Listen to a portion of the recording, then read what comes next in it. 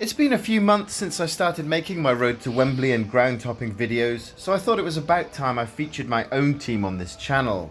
So as I went back to Hereford for Christmas, I bought tickets for the Boxing Day derby at Edgar Street between Hereford and Kidderminster Harriers.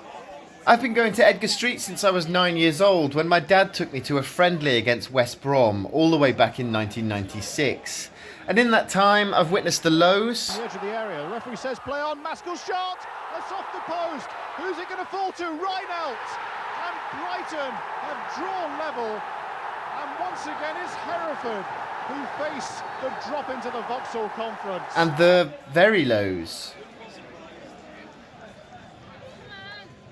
But of course there were some highs, such as the 2006 National League playoff win over Halifax Town and our incredible promotion to League One at Brentford's Griffin Park, as well as the crazy turnaround at Aldershot that saved us from relegation to the National League North.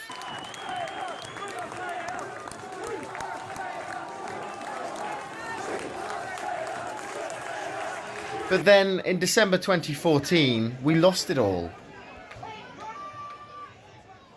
After a successful 25-year spell at Hereford United, during which time he'd been manager, director and majority shareholder, Graham Turner sold his shares at Edgar Street, which is where we began our rapid downfall. In the 4 years that followed, we lost our Football League status, and with the club plagued by financial issues, Hereford United was sold to London-based businessman Tommy Agombar, despite the Supporters Trust making an offer at the same time. I'm not going to say too much about Tommy or his sidekick Andy Lonsdale, as I could rant about those two for hours, but after being expelled from the National League and dumped into the Southern League Premier Division, and with players not being paid and debt collectors calling, the club were eventually wound up in court, and with that 90 years of history was gone. It wasn't long after Hereford United's bankruptcy that our new club Hereford FC was formed, and they were quickly given the lease to the Edgar Street ground, and we joined the West Midland League Premier Division for the start of the 2015-16 season. And Hereford United Supporters Trust recently acquired a 50.1% stake in the club too, becoming the majority shareholders and thus preventing any single individual to come in and take control, as we'd seen with the previous club's downfall. And it was a great start as we broke 100 points in 3 consecutive promotions, winning back-to-back-to-back league titles, as well as a trip to Wembley in our very first season, an achievement the old club had never managed in its 90 years, so things were looking promising, though we did lose that FA Vase final when we were supposed to be nailed-on winners. Since that third promotion though, we've been in the National League North, which is proving to be an extremely difficult league to get out of. And although we've never really been relegation threatened, it's never looked likely that we'd be promoted either. Though this season, it's an incredibly close title race, and victory over our local rivals Kidderminster Harriers would throw us right into that promotion race. Hereford went into this game in 6th, while Harriers were 3rd, and after suffering relegation from the National League last season, they're looking like strong contenders for an instant return. Before the game though, I had a walk around the ground, starting with the club shop, and although Edgar Street's club shop is small, there's plenty of items to choose from, and they're really good quality. I was going to treat myself to something, but my wife had bought me this hoodie for Christmas, so that was me sorted. As we'd arrived at the ground about an hour before kick-off, there was plenty of time to get a drink. Radford's Bar is located at the centre of the fan zone, but as it was one of the biggest games of the season, it was packed, so we went over to the Hereford FC suite instead. The Hereford FC suite is right next to the club shop, and although it was still busy, it was nowhere near as full as Radford's, so we didn't have to queue too long for our drinks. The thing I particularly like about the Hereford suite is you can walk out to the pitch to see the teams warming up and get a good view of the brilliant Edgar Street Stadium, which is a proper old school football ground. It is now 3-sided, however, as the Blackfriars Street end, which has been out of action since the new club was formed, has been knocked down ahead of the planned developments. I'm not entirely sure when the work will be completed, but I hear there's plans to build student accommodation as well as a small terrace behind the goal, so that could be interesting.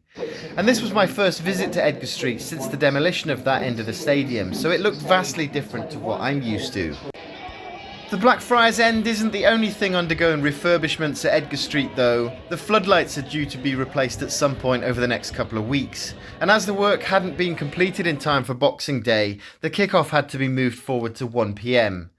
So with the new kick-off time approaching, we walked round to the meadow end. I wanted to get some food from the burger van outside, but there was a long queue, so we ate inside the football ground instead.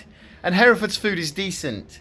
We both had a burger with onions, and it was pretty good for football ground food, though nothing special when you consider some of the other grounds I've eaten at this season. Also, I might be wrong, but I think the food van outside is independently run and serves very high quality food, which probably explains why it was so busy. But it's been a while since I've had anything from there, so let me know in the comments if that isn't the case. With the kickoff approaching, the atmosphere was starting to build, with most of the noise coming from the packed Meadow End terrace.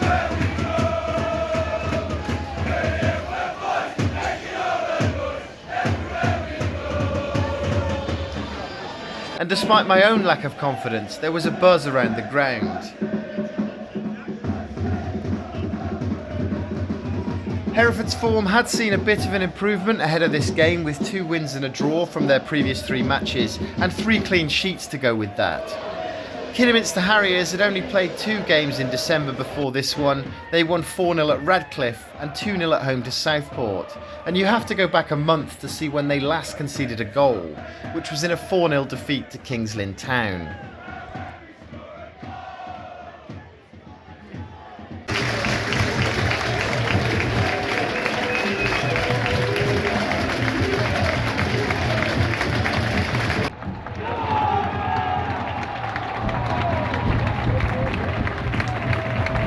Hereford are in white, while the Harriers are in red. And right from the start, Hereford looked sluggish while the visitors looked up for it, and it only took 10 minutes for Kidderminster to take the lead. Although it was a brilliant strike from Zach Brown, the defenders had failed to close him down, giving him plenty of time to pick out the underside of the crossbar. I thought that setback might wake us up a little bit, but it didn't, and Kidderminster had several chances to double the lead before a brilliant strike from Tate Campbell hit the crossbar. It's on for Cowney, laid off for Tate Campbell. Campbell shoots, Campbell hits the bar. Almost taking the scores level into half-time.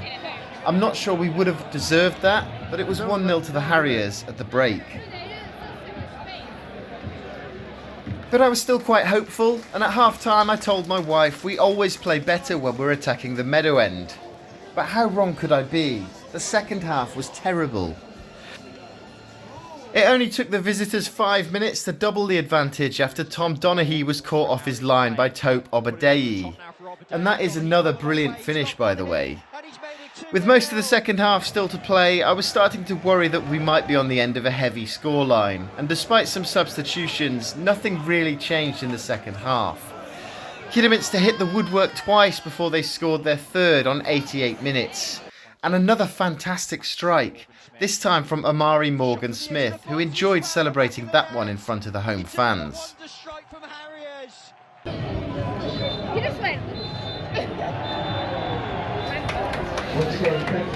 So the final score, Hereford 0, Kidderminster Harriers 3, and that was an extremely disappointing performance in front of a packed Edgar Street crowd. Harriers totally deserved their win. I've seen a few comments on social media saying that Hereford were outplayed on the day, which isn't wrong, but I also don't think Kidderminster played to their full potential. They didn't need to. Hereford were extremely poor on the day, and we never really looked like troubling their visiting defence or keeper.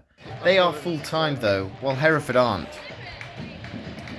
The attendance was 4,925 with 700 visiting fans, which was actually a record crowd for Edgar Street since the Phoenix Club was formed.